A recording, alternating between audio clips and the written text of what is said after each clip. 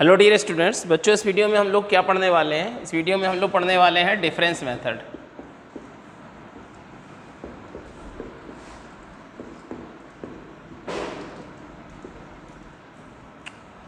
तो एक एग्जांपल की मदद से समझते हैं। आपको एक सीरीज का सम निकालना है। सीरीज है 3, 15, 35, 63।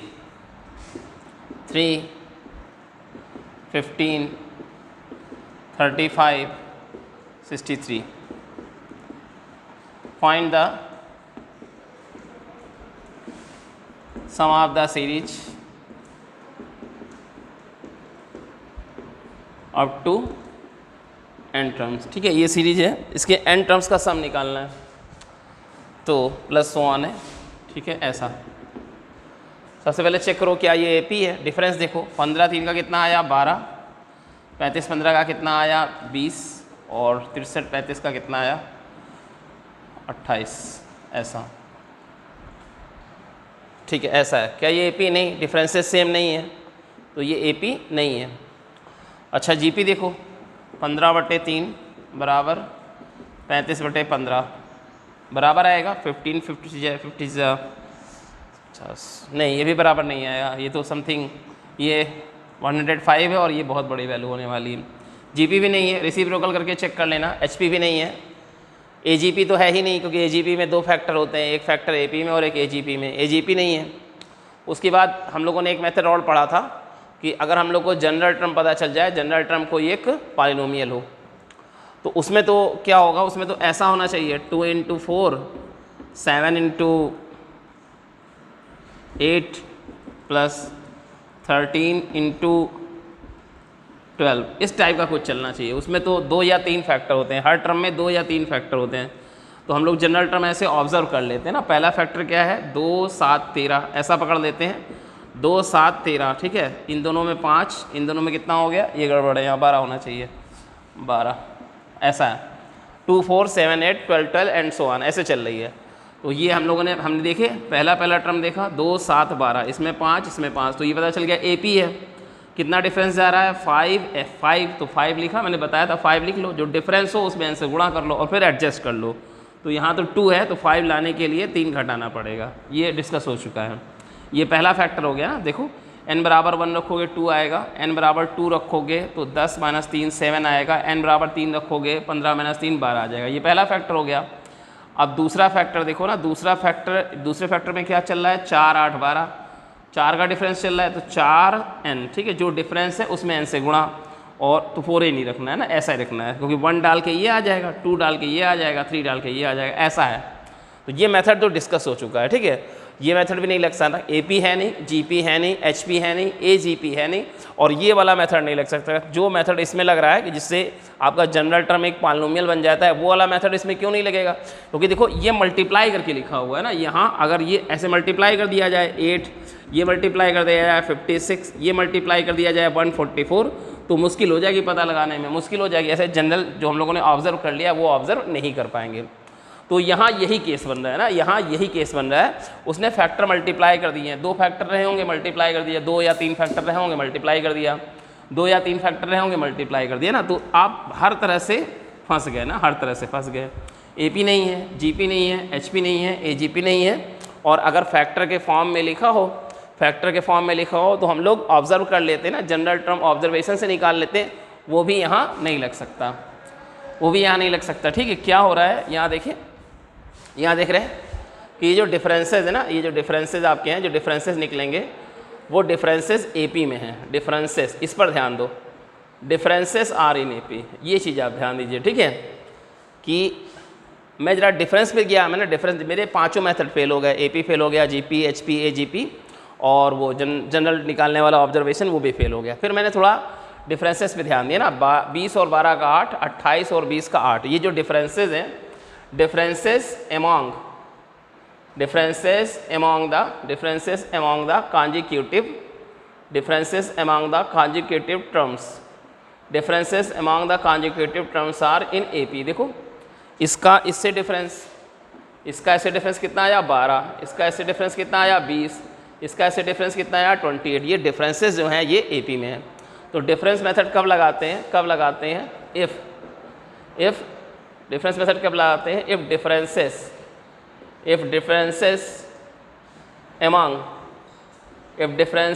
among the consecutive terms, if differences among the consecutive terms are in AP और GP, ठीक है, ऐसा तब हम लोग डिफरेंस मेथड लगाते हैं। ठीक है, जब सारे मेथड फेल हो जाएं और कॉन्जिक्यूटिव टर्म्स में जो डिफरेंसेस हैं वो डिफरेंसेस AP में हो, जैसे यहाँ तो AP में है पर GP में हो तो भी ये मेथड लगेगा। ठीक है, differences among the consecutive terms are in AP और GP, तब हम लोग ये मेथड लगाते हैं। ठीक है, ऐसा हुआ। ठीक, तो इसका एक डायरेक्ट मेथड होता है और एक जो है नॉर्मल मेथड है। पहले नॉर्मल मेथड से करते हैं। ठीक है, पहले मैं आपको नॉर्मल मेथड बताता हूँ। देखो SN बराबर 3 + 15 + 35 + 63 + so on। ठीक है, ऐसा, और कहीं पर एक टर्म होगा Tn-1 और उसके बाद एक टर्म होगा Tn, ऐसा है। ये आपकी सीरीज है ना, n टर्म्स का सम निकालना है, n टर्म्स का सम निकालना है, ऐसी सीरीज है। 3 + 15 35 63, एक लास्ट टर्म होगा nवां टर्म Tn और उससे एक पहले वाला Tn-1। तो इसमें AGP मेथड याद करो। AGP मेथड में क्या करते थे? हर टर्म को शिफ्ट करते थे, याद करो, हर टर्म को एक प्लेस शिफ्ट कर देते थे। जैसे 3 वाला यहाँ लिख देंगे, ठीक है, 15 वाला यहाँ लिख देंगे, 35 वाला यहाँ लिख देंगे, ठीक है, 63 वाला यहाँ लिख देंगे, ऐसे हर टर्म को शिफ्ट कर देंगे। पर गुरुजी उसमें तो मल्टीप्लाई भी करते थे। हाँ बिल्कुल मल्टीप्लाई करते थे। किससे मल्टीप्लाई करते थे? जो GP का कॉमन रेशियो होता था ना, दो सीरीज होती थी उसमें, एक AP और GP, तो जो GP वाले सीरीज का कॉमन रेशियो होता था उससे मल्टीप्लाई करते थे। तो वो नहीं करना है ना, मल्टीप्लाई नहीं करना है, यहाँ कोई GP है ही नहीं। ठीक है, मल्टीप्लाई करना ही नहीं है, बस शिफ्टिंग करनी ना। ये वाला यहाँ उतार दो, ये वाला उतार दो, यहाँ एक प्लेस सरकार के, 3 उतार दो सेकंड प्लेस पर, 15 थर्ड प्लेस पर, 35 फोर्थ प्लेस पर, 63 ये उतार दो फिफ्थ प्लेस पर, ऐसा। और यहाँ एक जीरो मान लेते हैं ना, जीरो मानने से तो कोई फर्क पड़ेगा नहीं ना, जीरो मानने से कोई फर्क नहीं पड़ेगा। आगे बढ़ते हैं। ठीक है, यहाँ पर ये Tn-1 वाला यहाँ उतार दो, Tn-1, और ये Tn वाला और आगे उतार दो Tn, और यहाँ एक जीरो मान लो। ठीक है, ऐसा। अच्छा था भाई, पहले कितने टर्म थे? पहले n टर्म्स थे और अब n+1 टर्म हो जाएंगे। कैसे करो जी? देखो भाई 3 + 7 + 10 कितने टर्म्स है? 3 टर्म्स है ना, ये 3 टर्म्स है। और 3 + 7 + 10 + 0 ये कितने हो गए? ये 4 टर्म्स हो गए ना, 4 टर्म्स हो गए। वैल्यू में कोई फर्क नहीं पड़ा, ये भी 20 है, ये भी 20, लेकिन नंबर ऑफ टर्म्स बढ़ गया। +0 करके लिख दोगे तो नंबर ऑफ टर्म्स बढ़ जाएगा, टोटल में कोई फर्क नहीं पड़ेगा। तो पहले n टर्म्स थे और ये जो आपने शिफ्टिंग की ना उसकी वजह से कितने टर्म्स हो गए? उसकी वजह से n+1 टर्म्स हो गए। अब n+1 टर्म्स हो गए और ये कौन है? ये आपका SN है। ठीक है, ये SN है। अब मैंने किया सब्ट्रैक्ट किया भाई। ठीक है, सब्ट्रैक्ट किया। कैसे सब्ट्रैक्ट करना? SN को SN से सब्ट्रैक्ट किया, SN - SN, SN को SN से सब्ट्रैक्ट किया, 0 को 3 से सब्ट्रैक्ट किया, 3 - 0, 15 से 3 को सब्ट्रैक्ट किया, 15 - 3, 35 से 15 को सब्ट्रैक्ट किया, 35 - 15, 63 से 35 को किया, 63 - 35 + so on। ठीक है, यहाँ पहुँचे, इससे इसको सब्ट्रैक्ट किया, Tn - Tn-1, और 0 से इसको सब्ट्रैक्ट किया, +0 - Tn, ऐसा। तो ये कितना हो गया भाई? इधर आ गया 0, इधर हो गया 3, ये हो गया 12, ये हो गया 20, ये हो गया 28 + so on। ठीक है, ऐसा। और ये वाला टर्म यहाँ आ जाएगा, जो भी होगा पता नहीं क्या वैल्यू आएगी। और ये कौन हो गया? -Tn। कितने टर्म्स हैं भाई? n+1 टर्म्स हैं। ये -Tn मैंने उधर भेजा ना, -Tn को मैंने इधर भेज दिया। तो Tn बराबर 3 + 12 + 20 + 28 + so on। ठीक है, और यहाँ ऐसे करके ये जो यहाँ उतरा होगा। अब कितने टर्म्स बचे? अब भाई ये n टर्म्स हैं। ठीक है, क्योंकि एक टर्म जो बढ़ा ना, शिफ्टिंग से जो एक टर्म बढ़ा, ये -Tn उधर भेज दिया तो वो Tn हो गया। यही तो हमारा n वां टर्म है ना, यही हमारी सीरीज का n वां टर्म है, ये n वां टर्म हमें बताएगा। ये निकल आया। अब n टर्म्स बचे। अब ध्यान दो, थोड़ा सा ध्यान दो भाई, यहाँ ध्यान दो ना, ये ध्यान दो, इस ब्रैकेट के अंदर ध्यान दो। 12 + 8 20, 20 + 8 28, ये जो ब्रैकेट के अंदर है ना, ये एक AP है, AP ऑफ n-1 टर्म्स।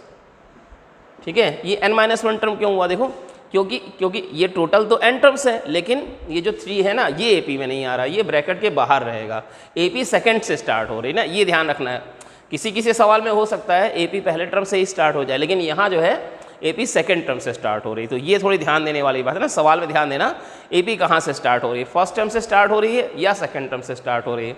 तो यहाँ जो है एपी आपकी सेकंड टर्म से स्टार्ट हो गई। फिर से एक बात बताते हैं, शिफ्टिंग की वजह से n+1 टर्म थे, तो इस -tn को आपने उधर भेजा तो फिर n टर्म्स हो गए, जो एक बढ़ा तो वो आपने उधर भेज दिया, उधर 0 था, -tn उधर जाके +tn हो गया।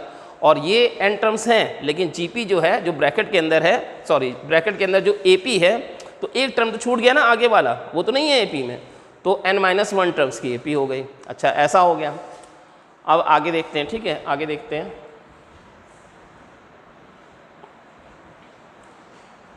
तो tn बराबर क्या आ गया, tn बराबर 3+, ठीक है, कितना हो गया, एपी का फॉर्मूला लगा दो, n/2 2a plus 2a plus n-1d, ये क्या है, सम है ना, एपी का सम है, सम ऑफ ब्रैकेट के अंदर क्या है, sum of AP of n-1 terms, n/2 2a plus n-2a plus n-1d। तो 3 प्लस कितने टर्म है, n-1 टर्म है ना, n-1 टर्म, और 2 इंटू a पहला टर्म, ये ब्रैकेट के अंदर ना पहला टर्म कौन है 12, प्लस n कितना है n-1 और एक -1 और है, तो हो गया n-2, ठीक है, n-2 और d कॉमन डिफरेंस कितना आ रहा है 8 ऐसा, कितना हो गया 3 प्लस n-1/2, 24 और 16 8 और प्लस 8n, ये 8 बाहर निकाल लिया, 2 से कट के 4, यहाँ n-1 और यहाँ पे n+1, ऐसा 8 बाहर निकला, इस 2 से कटा 4, तो ब्रैकेट के अंदर बचा n+1 और ये n-1, तो कितना हो गया 3 + 4 n² -1, ये और सिंप्लीफाई हुआ तो या 4n² -4 + 3 कितना आ गया 4n-2 1, ऐसा ये आपका nवां टर्म आ गया ना, nवां टर्म। ये जब मैंने सम ऑफ एपी का फॉर्मूला लगाया तो ये nवां टर्म आया।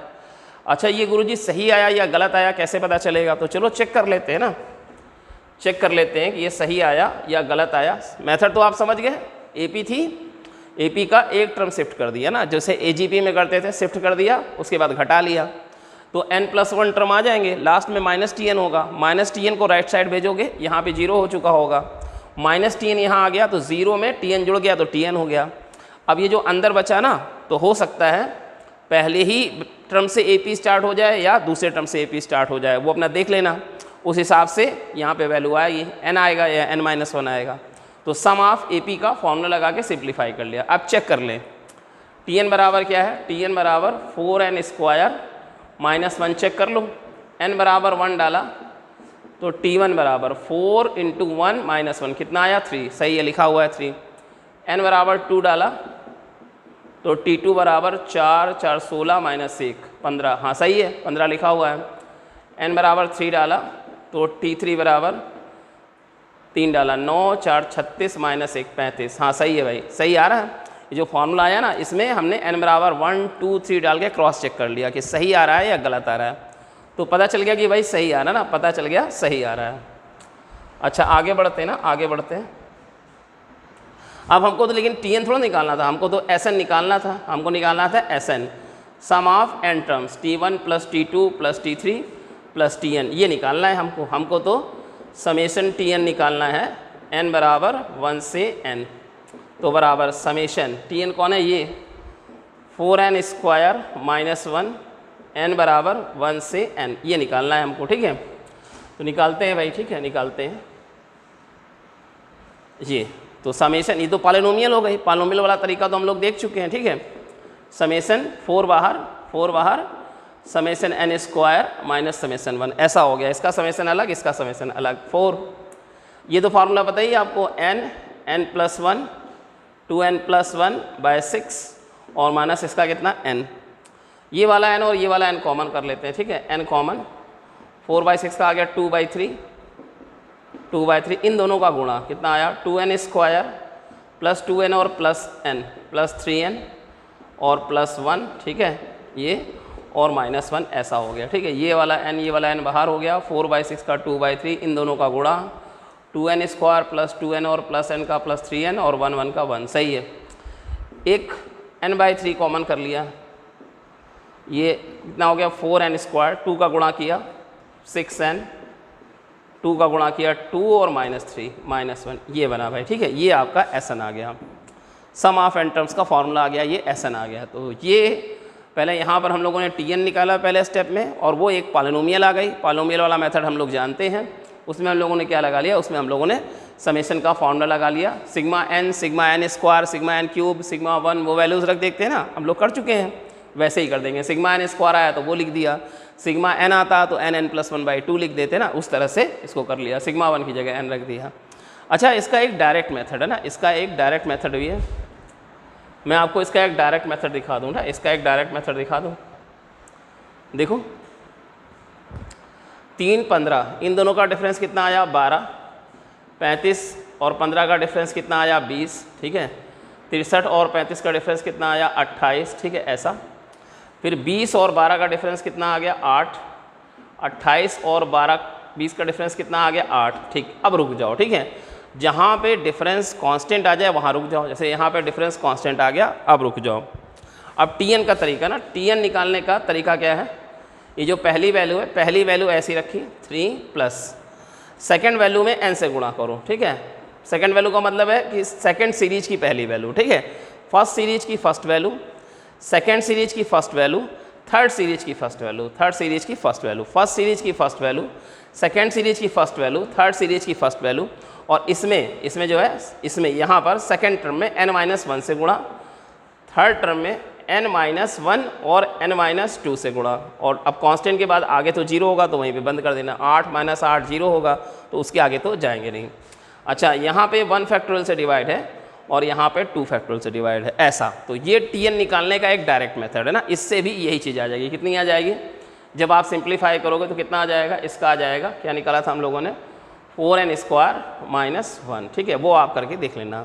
ये इसका डायरेक्ट मेथड है। और SN निकालना है, मान लो आपको SN निकालना ना, SN निकालने का डायरेक्ट मेथड क्या है, इसमें n से गुणा कर दो, ठीक है, सब में n से गुणा कर दो ना, जो TN इसी में n से, इस सब में n से गुणा कर दो, 3n, ठीक है, 12n n-1 plus 8n n-1 n-2, ये जो TN लिखा है उसी में सब में n से गुणा कर दो। बस थोड़ा ध्यान रखना, ये n है तो इसके नीचे फैक्टोरियल 1 लिखेंगे ना, एक फैक्टर है तो फैक्टोरियल 1, और यहाँ 2 फैक्टर हैं तो फैक्टोरियल 2, और यहाँ 3 फैक्टोरियल हैं तो फैक्टोरियल 3। ये आपका SN हो गया।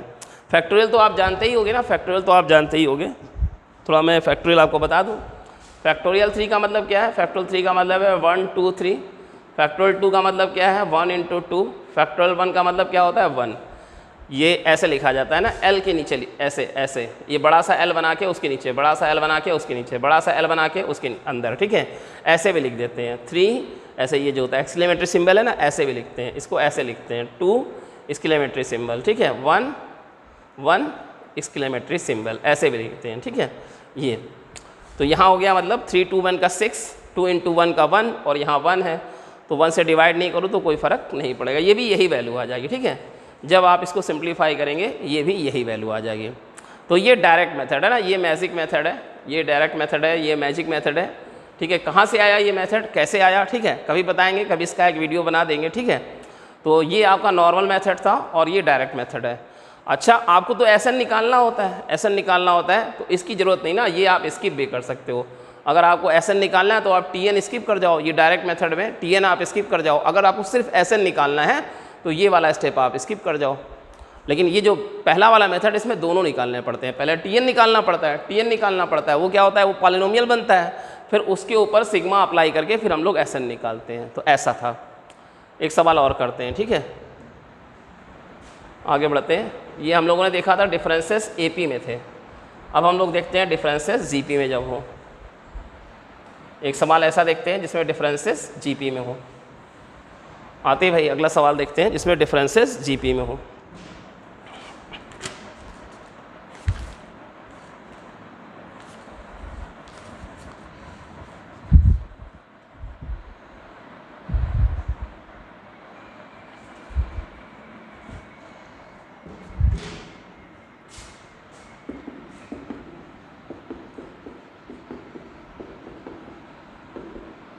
देखिए,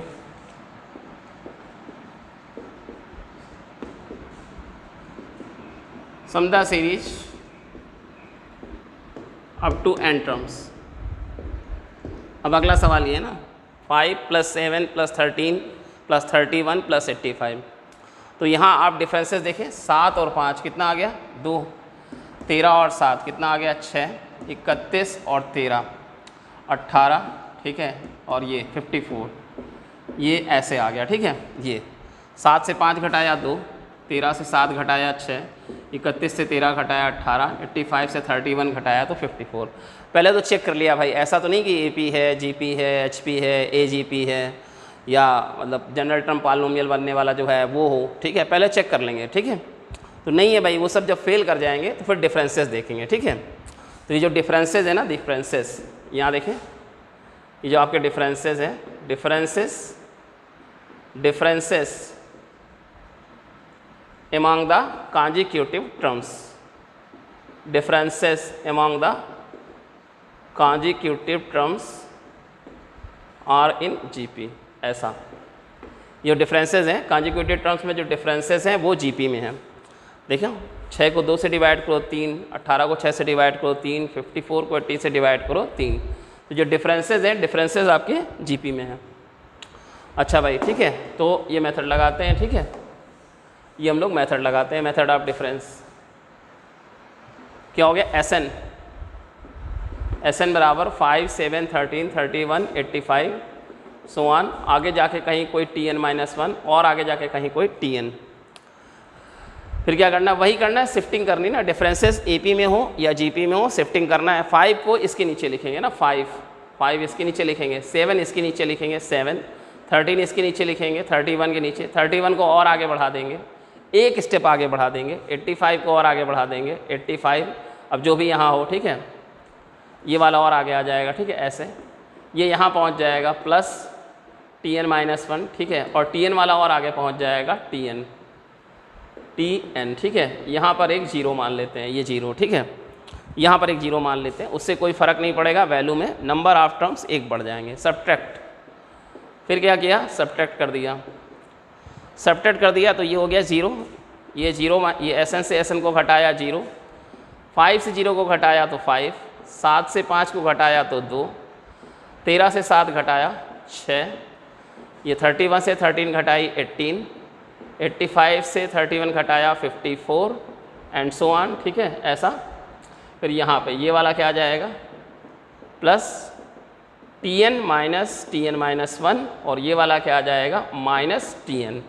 कितने टर्म्स हो गए, N+1 टर्म्स हो गए ना। टर्म काउंट करने में सावधान रहना, ठीक है, शिफ्टिंग की वजह से एक टर्म बढ़ जाएगा। फिर ये मैं -TN उधर भेज दूंगा, यहाँ पे +0 है तो आ गया 0 में TN जुड़ गया, TN बराबर 5 + 2 + 6 + 18 + 54 + so on, ठीक है। अब ये कितने टर्म बचे, N टर्म्स बचे। शिफ्टिंग की वजह से जो एक टर्म बढ़ा था, तो जो आपने -TN उधर भेजा तो वो मेकअप हो गया, फिर से उतने ही टर्म हो गए। लेकिन ध्यान दें, यहाँ ध्यान दें, इस ब्रैकेट के अंदर ध्यान दें, ठीक है।